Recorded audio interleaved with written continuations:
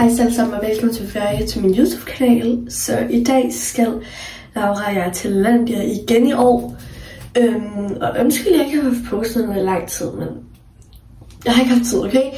Så jeg tænker egentlig bare lige, at jeg skal have noget andet tøj på, fordi jeg har nattøj på og sådan noget. Så jeg tror bare, vi gør det ligesom sidste år, og så kommer jeg tilbage. Sådan der. Og outfit efter det er egentlig bare hvid top, bukser fra Boom Boutique, eller ja, Fruit of the Loom, og hvide sokker. Så jeg tænker bare, at jeg får et speed-up klip af mig, der gør mig klar. Og i år skal vi faktisk til Billund, fordi den i Søndervig var lige sådan, den er virkelig ikke særlig spændende. Der er hverken bowlingbane eller skøjtehal. Der er kun Aquadome, et meget lille mønke Tønkeland, så den er ikke sådan super fed. Så ja, jeg var bare lige så I vidste.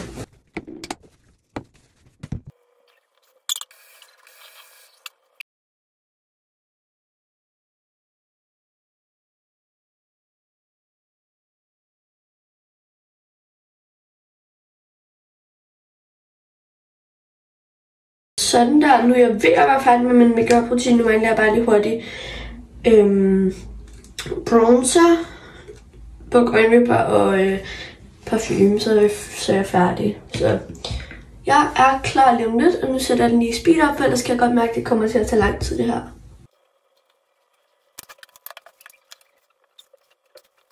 Og mig så lige sagde, at jeg kunne se, at jeg havde puttet noget bronzer på.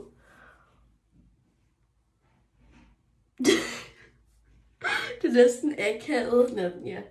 Men så bukker jeg lige min øjenvipper, og jeg har min dimsedut var knækket, så jeg har brugt sådan en clips-ting. Og I skal ikke tage, at man ikke kan se mig, når jeg bukker, fordi men det vil jeg kan ikke, skal virkelig tæt på et spejl, før jeg kan gøre det. Hello guys. Hello. Nu er vi i bilen, og vi sidder egentlig bare og drikker sodavand og sådan noget, og jeg har glemt min kamerastativ har jeg lagt om bag, og det er jo også bare rigtig dumt gjort, men altså, I'm gonna fix. Og nu, der er vi vil være der klokken 12.41. 12. Vi kommer til at være der klokken 12.41, klokken den er 9.57, så der er cirka 2 timer til vi er der, så ja. Og det regner og sådan noget, så jeg tænker, vi spiser nogle snacks, og så kommer vi tilbage, når vi skal finde, når der skal et eller andet. Nu er Laura og jeg på McDonald's, og vi snakker lidt lavt, for det er en lille smule akavet det her, og Laura hun er ved at være færdig at grine, fordi der sidder nogle bag os. Så nu sidder vi egentlig bare på McDonald's, og vi vender lige tilbage, når vi har fået mad, fordi vi er begge to nærmest sultne.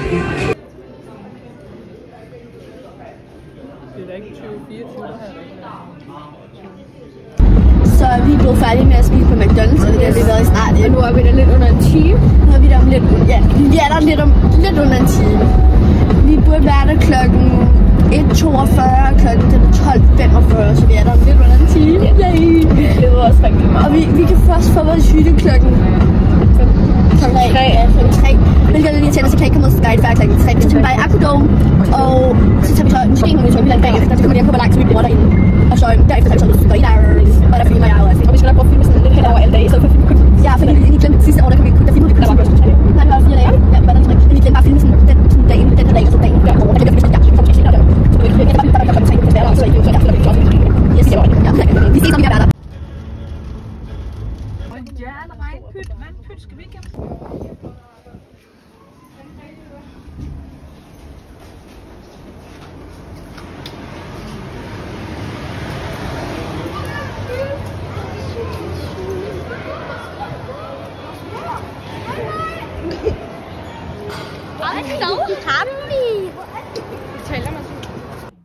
Så vi er kommet til Lalandia nu. Yes. Vi har fået vores dejlige hytte. Vi skal i Aquadome. Ja, vi skal i Aquadome, så der er lidt af kaos. Vi får en roomtour, når vi kommer tilbage fra Aquadome, fordi vi skal med sådan en tog. Ja. Fordi at min far mig ikke gider kære. Så vi laver et house tour, når vi kommer hjem. Hi guys. Så på din skæbes. Au!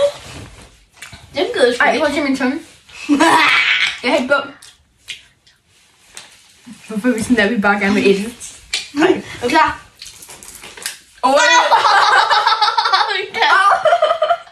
De fucking næste. Ja. Her. Prøv mig her. Her. Prøv mig her. Ej, hvordan kan jeg stå til at ramme? Jeg spiser stadig med skittet. Godmorgen, så nu skal Laura og jeg ud og skøjte. Det nåede vi ikke i går, men vi glemte os at give en house tour, men det får I lige på et tidspunkt. Så vi ses, når vi er ved skøjtehallen. Så tag dig dit stativ.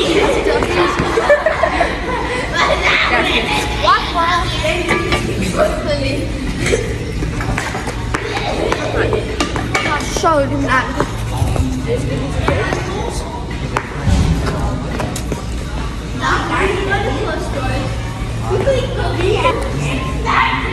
Du skal ikke sætte dig der, hvor jeg er, mand.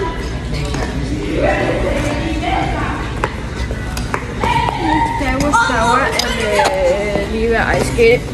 Det er amnot.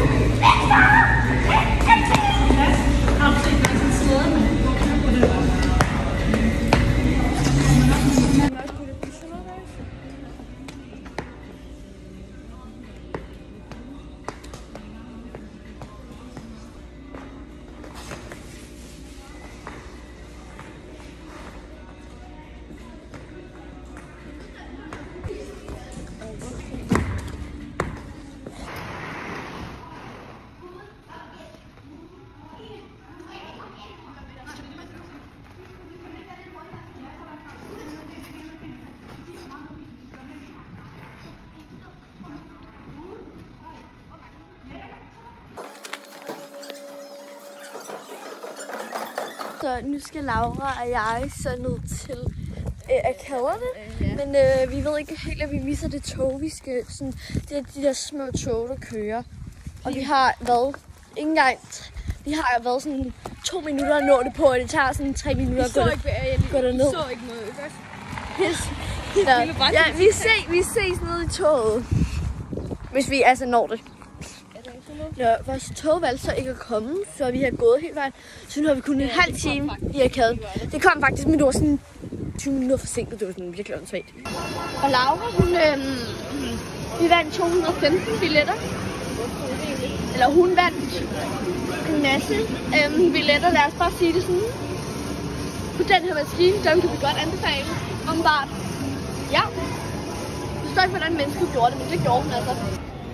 Ja, vi missede vores tog, men til gengæld fik vi en trøstepræmie. Ja, jeg har råbt lidt for meget af Laura, fordi hun var så fucking god til at vinde.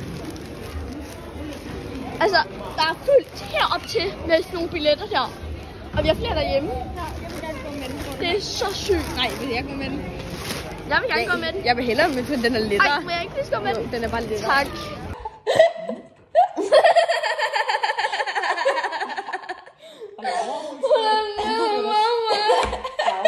Salgstænger på Liva. Nå, nu skal vi koncentrere os. Slut.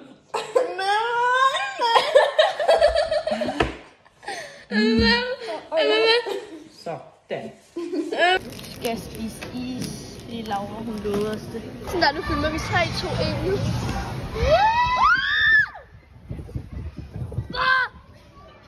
Laura, din reserverede flæskesteg. Er vi klar, piger? Ja, jeg er ny, by the way. Ja, det er Stephanie. Vi mødte hende i badeland. Er I klar? 3, 2, 1, nu. Ja. Det er så fast.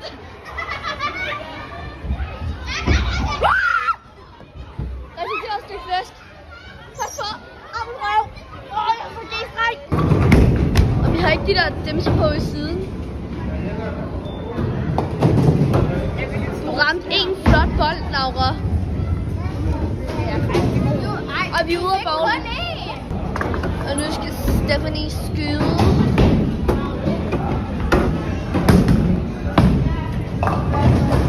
Ja. Så Laura og jeg tog ned til den der maskine, tons of tickets igen, ikke? Vi fik den der. 500. Så nu står vi jo egentlig bare her og venter lidt. Det er jo rigtig lækkert.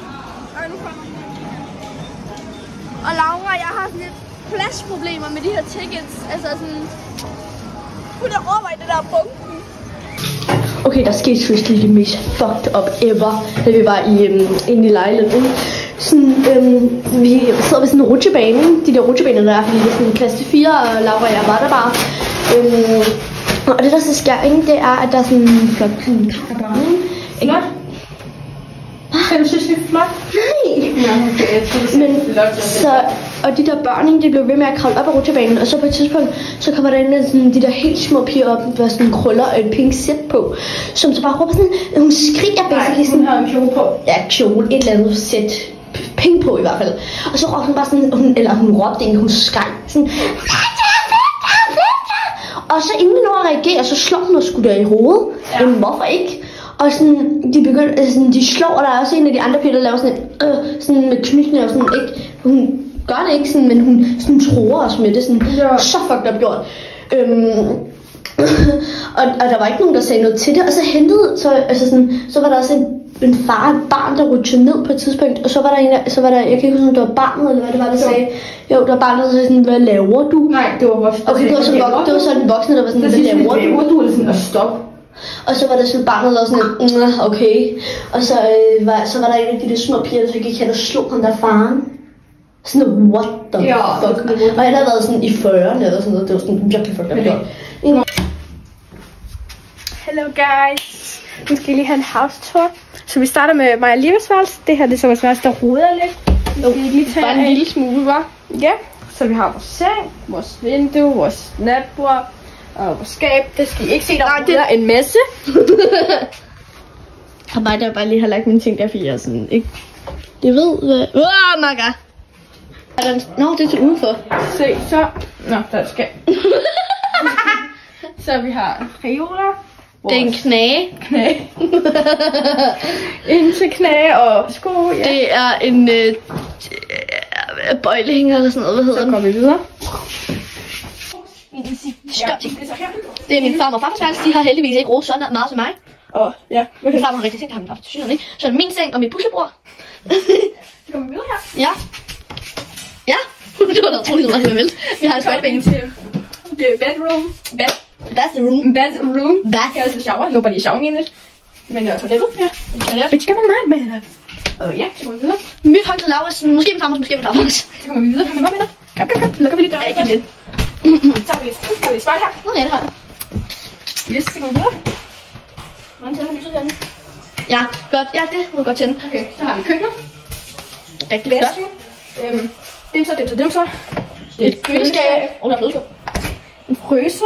Med isterning ting i, om Yes. Og en mikroovn. Og det her. Det er lidt random ting. Og det er ikke bære. Der er såkast. Hvad er venter. Ja, det er så ikke meget, kan jeg så lige sige. Og en opvaskemaskine og en håndvask. Ja, og her så har vi en lidt halvrodet reol. Ja. Og så har vi et bord. Ja. Et bord. Ja, det er rigtig godt bord. Og alle jeres gevinster. Ja. Jamen, det skal vi komme til. Ja, det er kniver. Og man lige kan lave rigtig mange pirouetter. Og så er der orkan og vores lækre vinduer her, hvor man kan se ind til naboen, når de skider på toilettet. Superbord og færdig. Og min elskede farfar og lidt mange der ting, pist og pist og fodbold lige nu åbenbart. Ja. Og Goofy Laura.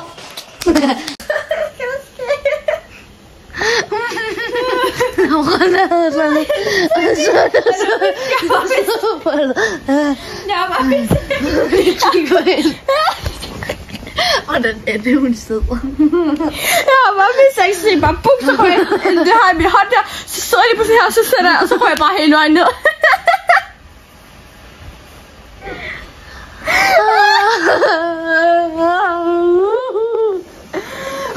Det lavede det skidt også for dig. Nej, ikke skulder i min rød.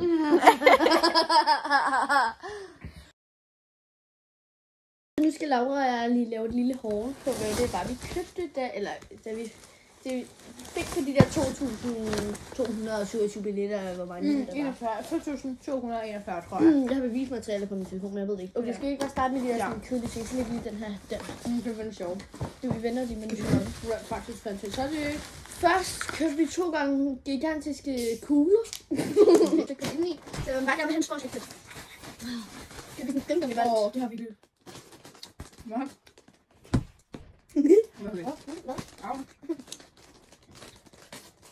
Og så kan vi så My Little Pony. My Little Pony. My Little Pony. My Little Pony. Okay. Og en lille æske. Yes. Og så havde vi den 16 etter. Okay, det vil jeg vise. Nå, okay. Jeg tror, den sagde, det var en 16. Er jeg klar med dig? Er du klar? En lille håndbold. Tror jeg på. Du åbner den. Det er med ødelægning. Det er elastik i din spade.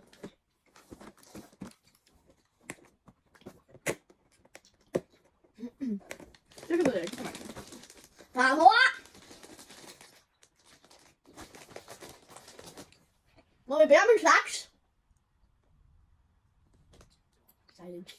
Can I get the silence? Silence. Okay, så jeg var lige ude og finde en slags. Det var kun til vores første lille video, lige blev afbrudt. Så fik min far valgte at ringe til os og sige, men jeg sidder lige med et glas rødvin i sofaen. Kan du ikke selv rejse dig? Jeg filmer. Jeg filmer altså. Må jeg prøve at skyde? Nej. Jeg skyder.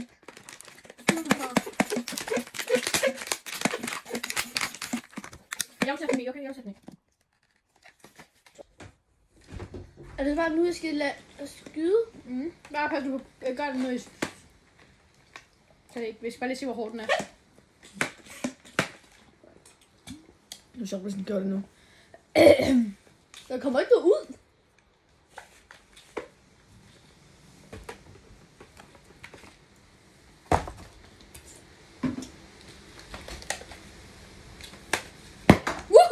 Holy shit!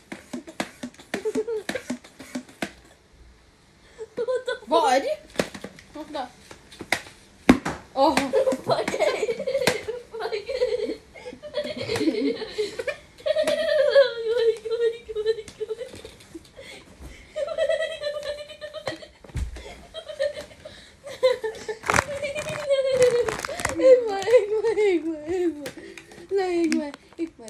Ikke mig. Ja, ikke dig. Ikke dig. Du kan ikke rigtig mærke. Det er sådan noget med voldsomt der. Vent lige med at skyde. Vent lige med at skyde. Mand. Jeg må også. Er der flere tilbage? Nej. Er jeg drabelig, hvis jeg kaster med den her sang? Nå ja. Vi er lidt aggressive her. Eller Liebe, hun er. Og jeg tror lige, der lå en herinde i, men det var bare... Kan du ikke lide, hvor... Okay, der var en med. Jeg mangler en. Røg den femte herude? Måske. Jeg må lige med at kigge. Lad os sige, der er kluk. Jeg kigger.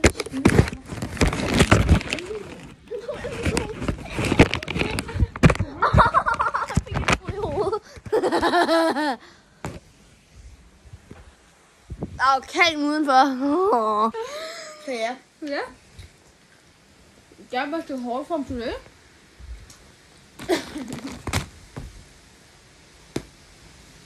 Au. Du gør det igen. Nej, ikke tager mig. Det var bare en hyggelig spil. Så stænger i hele sengen. Så nu støvsuger jeg det op med min mund.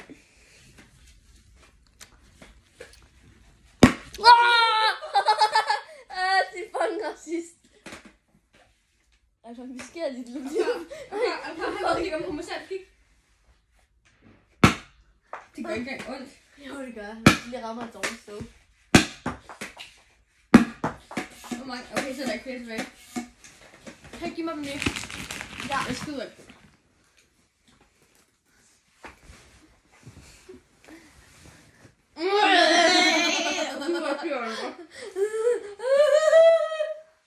Ej, okay, de to sidste ligger her. Så du skal en trykker. Nu. Ikke bare fejle ned på gulvet.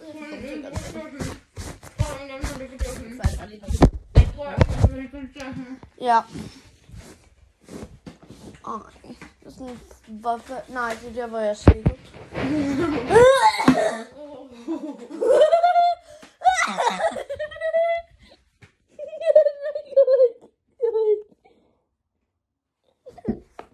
væk, din... Gå væk, din fucking racist. Gå væk.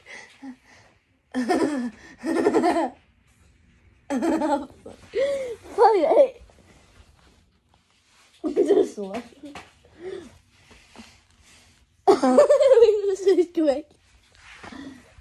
Nej.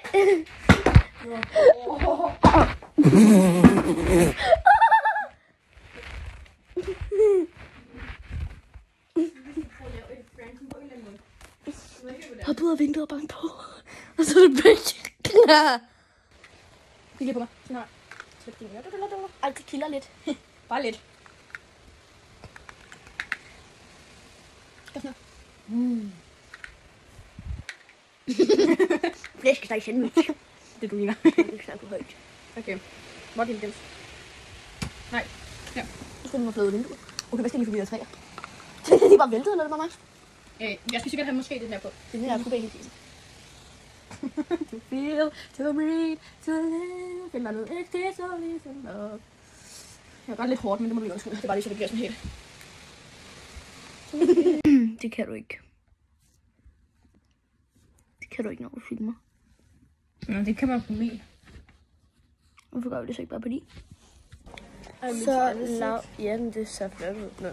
Laura og jeg, vi er nu på Espresso House, som ligger sådan virkelig tæt på LaLandia, fordi det er sådan en del af LaLandias Espresso House. Og sådan noget, så vi står bare lige op for noget lækkert morgenmad. Næsten ikke usund morgenmad. Og så får vi vores strikker. Jeg skal have sådan en iskaffe latte med vanilje. Jeg skal have iste med strawberry lemon. Jordbær, citron. Jordbær, lemon eller... Ja, whatever. Jordbær lemon. Men altså sådan, det er sådan altid så æstetik at sidde sådan herinde. Det er sådan virkelig flot herinde altid. Så vi ses. Nu er Laura og jeg på vej hjem fra LaLandia igen. Fordi jeg undskylder lidt, hvis vi ikke har filmet så meget, men vi har med sidste år. Jeg føler bare ikke, at vi har filmet så meget, men det kan godt være, at vi har filmet mere. Men vi ses i hvert fald lige når vi kommer hjem, og hvis jeg glemmer det, så filmer jeg bare lige en outro selv. Outro, whatever. Så det er sådan 3-4 minutter siden vi kom hjem fra LaLandia. Jeg har bare fuldstændig glemt alt om at filme.